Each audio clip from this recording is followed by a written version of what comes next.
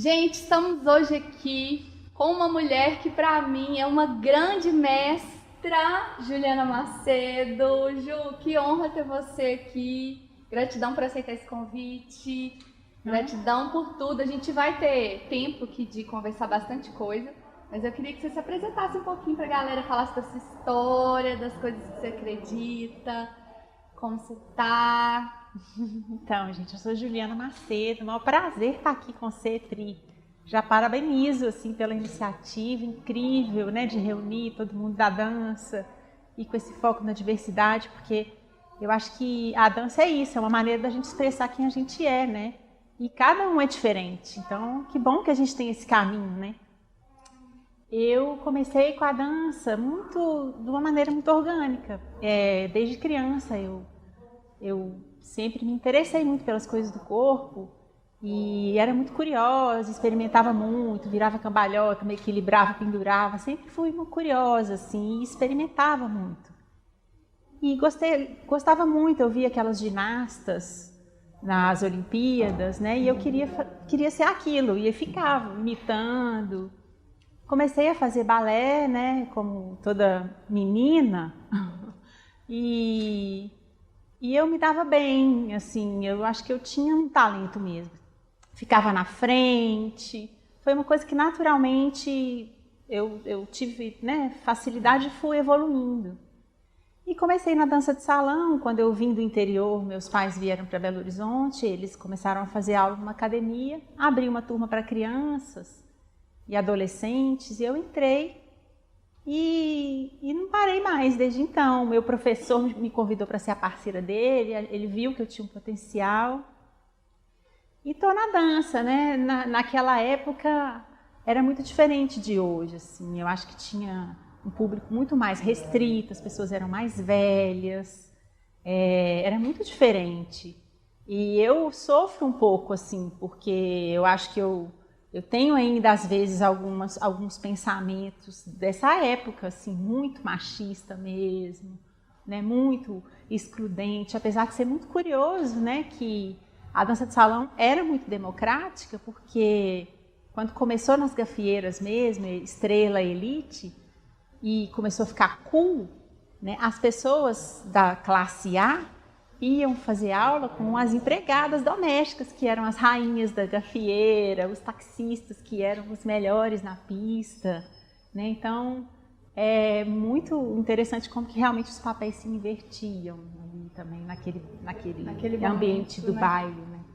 Naquele momento do baile, aquelas pessoas eram ali o destaque, né? Muito bonito isso.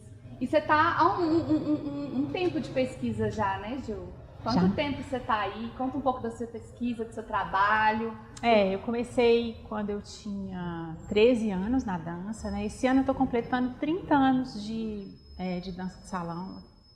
Não dá para comemorar, infelizmente, né?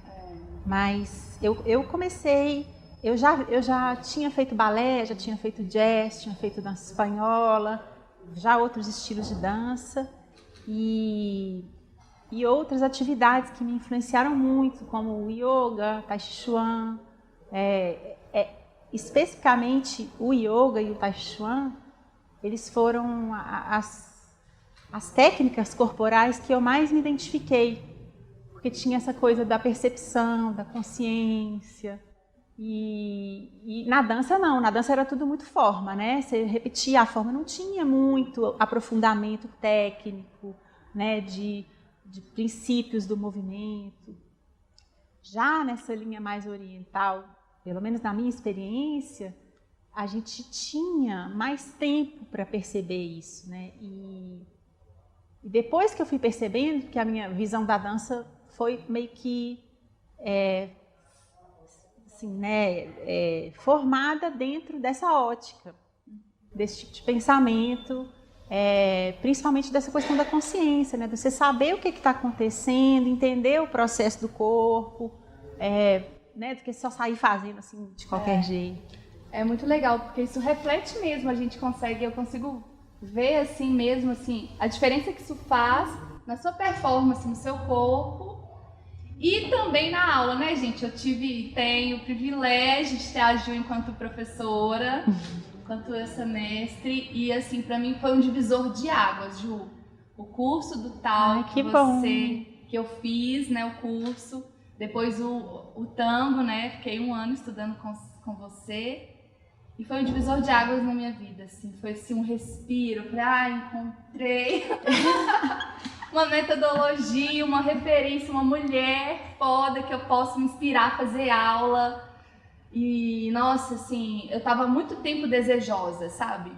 Eu já vinha muito autodidata também nessas pesquisas, fazendo um caminho, mas eu sentia muita falta de uma referência mesmo, sabe? Alguém que valide aquilo, porque às vezes a gente se sente muito sozinho, né, na caminhada. É uma caminhada solitária, né?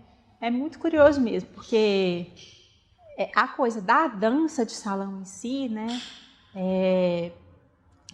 o próprio método de ensino é muito superficial, né? Assim, acho que hoje em dia está acontecendo mais, mas o que aconteceu até no processo da dança mesmo aqui, né, no Brasil pra gente. As danças, elas aconteciam na gafieira, então era uma coisa espontânea, não tinha técnica, não tinha escola de dança. As pessoas aprendiam a dançar simplesmente praticando, elas pagavam 20 minutos do professor, para poder praticar com ele e aprendia na marra, não tinha explicações teóricas, né? Espelho também não tinha, Não tinha espelho, era a questão da prática e acho que isso ia internalizando, bem ou mal, né? Mas a gente aprendia pela experiência.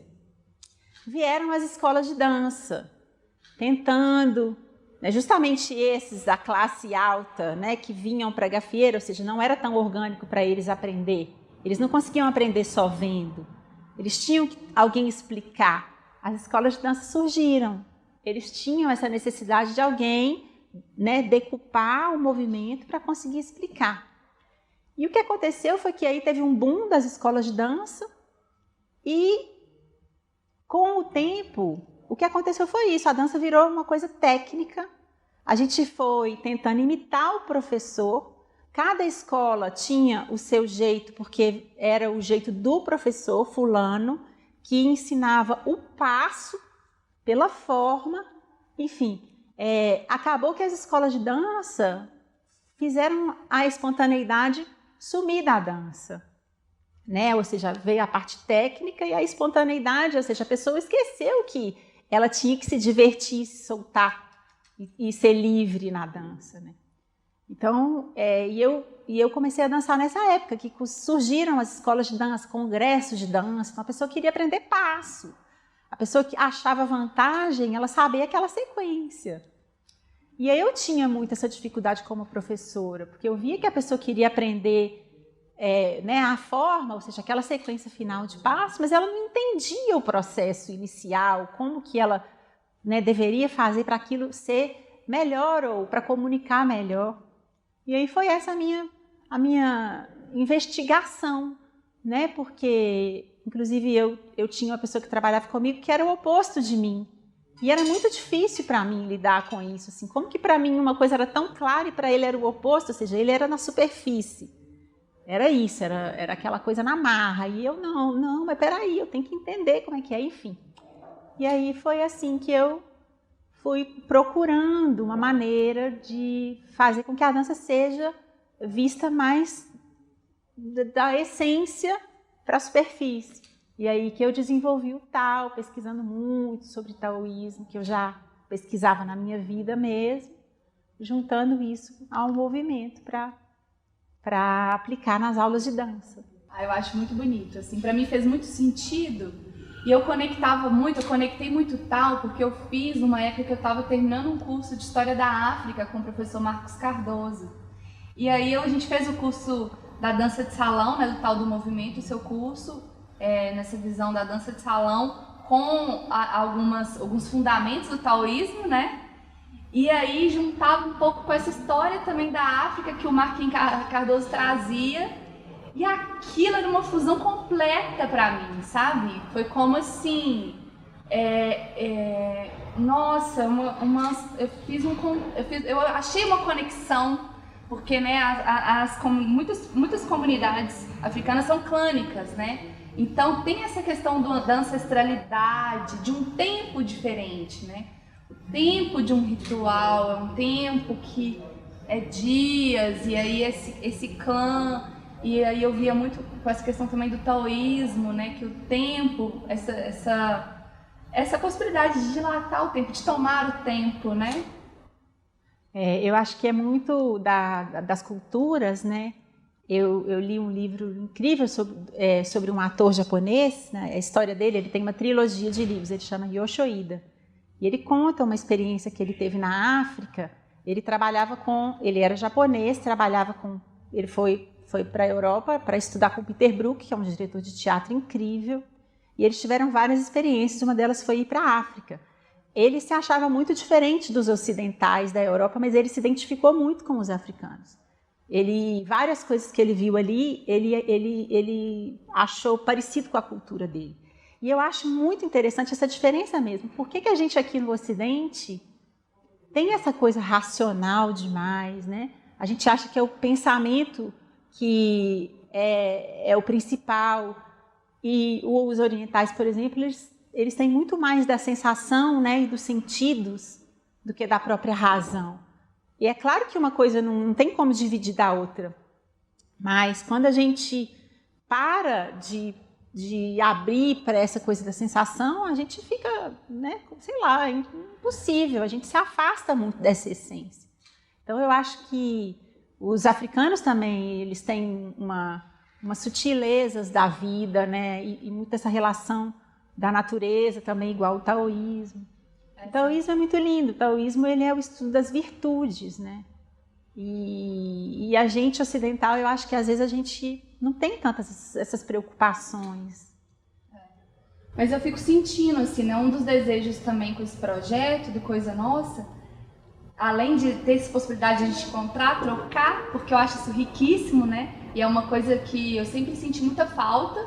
E aí o projeto, ele vem um pouco como essa proposta, né, de um momento de troca, de conversa, de partilha, de dar visibilidade para as narrativas, né, femininas, LGBTQIA+, enfim, né, essas minorias, mas também com essa possibilidade de tentar pesquisar mais, né, e de valorizar essas nossas ancestralidades, né, a gente aqui poder refletir sobre isso mesmo, né, construir esse lugar, né. E é um processo, eu vejo como um processo, assim. E é legal, assim, se abrir para essas possibilidades de pesquisa, né? Acho que fica um grande incentivo. A sua pesquisa é um grande incentivo, é um grande presente para a humanidade. Gente, conheçam, façam, tá? O link para inscrever no projeto vai estar na descrição do vídeo. E as redes sociais da Ju também. Então se inscrevam no projeto, ela vai dar uma aula maravilhosa pra gente no Coisa Nossa. E vai ter também a rede social dela para vocês fazerem contato, assim como todos os professores que estão compondo esse festival, esse momento. Eu queria, Ju, pra gente ir caminhando para os finalmente. Infelizmente, gente, eu ficaria aqui conversando com vocês horas. Como a gente já ficou muito, né, Pri? Como a gente já ficou muito, é um grande... Muito gostoso sempre, né? A gente descobrir pessoas afins, né, que pensam parecido, que têm um desejo parecido, né? E o desejo que move, né, Ju? E aí, pra gente encerrar, eu queria que você compartilhasse, assim, o seu sonho na dança. O que vibra pra você? Eu tenho um sonho, né? Eu acho, assim, que não só na dança, mas que é uma busca de mais harmonia mesmo nas relações. Então, eu acho que é isso, é respeito, é a gente se encontrar. Eu acho que é isso, não só na dança, em tudo, em todas as situações, né? Eu acho isso, eu acho a dança um caminho para a gente se conhecer, para a gente conhecer o outro. Que eu acho que a gente às vezes fica só querendo aprender um movimento ali. Não, eu acho que é uma oportunidade que a gente tem de descobrir mais da gente e de conhecer outras pessoas, e é um diálogo corporal incrível, uma oportunidade maravilhosa que a gente tem de ter outros tipos de diálogo mais livres. E é esse um sonho, eu acho, é a gente procurar, a gente saber que a gente é único, que o outro é único, e que a gente tem que viver em harmonia, com respeito. Foi lindo, gente. Ai, eu sempre choro, que coisa! Não, Ju, mas isso é sinal de sentimento, de presença, né? Isso é lindo, a humanidade. Ai, eu né? sempre choro, Pri. Não Mas sei. é maravilhoso, Ju. Agora borrou tudo aqui. Não, tá linda, maravilhosa, deusa, diva, espetacular. Ai, gratidão por Ô, tudo. Pri, gratidão a Por você. compartilhar esse sentimento, esse momento, esses conhecimentos. Gratidão, gente. Vamos juntos. Obrigada, gente. Beijo.